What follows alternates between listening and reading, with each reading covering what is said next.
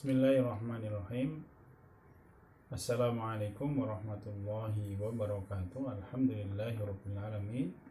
Wassalatu wassalamu ala asrofil anbiya'i wal mursalin wa ala alihi wa ashabihi ajma'in. Saudara-saudaraku sekalian yang dirahmati Allah Subhanahu wa ta'ala, penyakit yang paling berbahaya yang menimpa manusia adalah matinya hati, sehingga hati manusia tidak mengenal baik atau buruk, tidak bisa membedakan mana yang diperintahkan oleh Allah, mana yang dilarang oleh Allah Subhanahu wa ta'ala.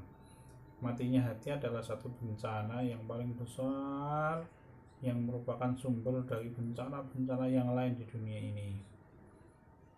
Maka ada cara yang disampaikan oleh para ulama agar hati kita selamat dari kematian. Al-Imam Ibnul Qayyim al-Jauziyah rahimahullah di dalam kitab Madarijus Salikin menyampaikan ada 3 perkara yang bisa mencegah matinya hati manusia. 3 perkara ini kalau dimiliki oleh manusia dan dipelihara dengan baik, maka hati manusia akan selalu hidup, selalu dekat dengan Allah, takut dengan Allah, tawadhu di hadapan Allah, patuh kepada Allah Subhanahu wa ta'ala. Pertama, perkara yang menyebabkan hidupnya hati sehingga hati tidak pernah mati adalah khaufun minal muwafati alaihi qabla taubah. Seorang manusia takut mati dalam keadaan belum sempat bertaubat dari dosa-dosa yang dia kerjakan.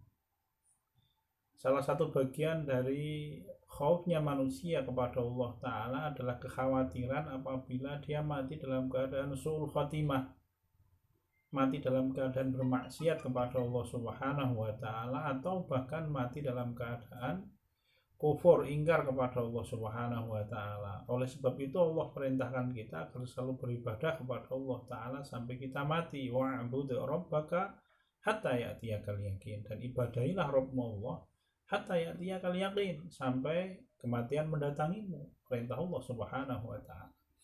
Seorang muslim yang baik akan selalu khawatir akan keadaan dirinya. Dia khawatir apabila Allah Ta'ala mencabut nyawanya dalam keadaan dia belum sempat memperbaiki diri. Kekhawatiran ini nanti akan mendorong manusia untuk beramal soleh, mendorong manusia untuk selalu taat kepada Allah dan berusaha istiqomah. Yang kedua, perkara yang menyebabkan manusia hidup hatinya adalah penyesalan. An-nadmu ala ma fatahu minallahi bi mukhalafati amrihi. Imam Ibnul Qayyim al-Jauziyah rahimahullah menyampaikan yang kedua adalah penyesalan ketika dia luput untuk beribadah atau taat kepada Allah Subhanahu wa ta'ala. Dan luputnya seseorang mentaati Allah itu biasanya karena sebelumnya dia menyelisih Allah Subhanahu wa ta'ala. Jadi kalau ada orang dihalangi oleh Allah untuk mentaati Allah, itu pasti karena dosa-dosa yang pernah dia kerjakan. Ada di antara manusia itu yang sampai Allah Ta'ala tidak berkehendak untuk melihat dia melaksanakan amal soleh. Allah menyampaikan tentang sifatnya orang munafik, misalkan a'udzubillahi minasyaitonirrajim, walau aradul khuruja la'addu lahu 'uddah walakin karihallahum bi'atsahum. Kalau orang-orang itu betul-betul berkehendak untuk keluar bersama dengan Nabi di dalam satu peperangan atau jihad fisabilillah, la'addu lahu 'uddah, dia pasti akan bersungguh-sungguh, dia pasti akan mempersiapkan bekal dengan sungguh-sungguh. Walakin karihallahum bi'atsahum, tetapi Allah tidak suka melihat orang itu berangkat bersama dengan Nabi. Al-Imam Fudail bin Iyad rahimahullah menyampaikan, kalau ada seseorang yang malam hari terhalang untuk qiyam, sholat malam, beribadah kepada Allah, itu pasti karena maksiat yang dia kerjakan di siang hari. Kalau ada seseorang terhalang di siang hari untuk berpuasa atau beramal soleh apapun, maka itu pasti maksiat yang dia kerjakan di malam hari penyebabnya.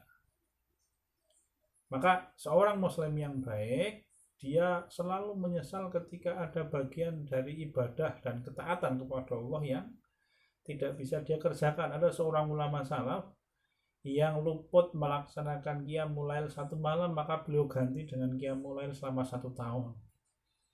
Kenapa? Karena penyesalannya. Yang ketiga, cara untuk selalu menjaga agar hati kita hidup adalah at-tashmir, bergegas Untuk apa? Fi'id roki ibadatillah, untuk selalu melaksanakan ibadah kepada Allah. Jangan ditunda-tunda. Karena menunda-nunda ibadah itu bisa menyebabkan hati manusia keras. Allah menyampaikan, a'udzubillahi minasyaitonirrajim, alam ya'ni lil ladzina amanu an takhsha'a qulubuhum li dzikrillahi wa ma nazala minal haqq wa la yakunu kal ladzina utul kitaba min qablu fatala 'alaihimul amatu faqasat qulubuhum wa katsirun minhum fasiqun.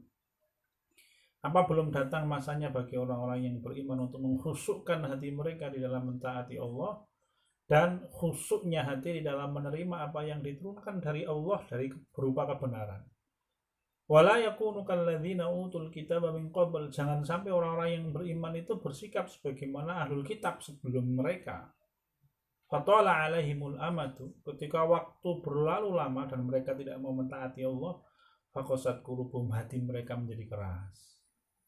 3 perkara ini kalau kita miliki, 1, takut mati dalam keadaan belum sempat bertaubat. Yang kedua, menyesal ketika luput melaksanakan ibadah.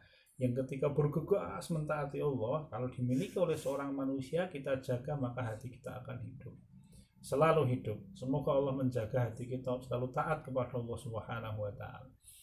Sekian dan demikian, kurang lebihnya mohon maaf. Kita cukupkan. Subhanakallahumma wa bihamdika asyhadu an la ilaha illa anta astaghfiruka wa atubu ilaik. Walhamdulillahi rabbil alamin. Wassalamualaikum warahmatullahi wabarakatuh.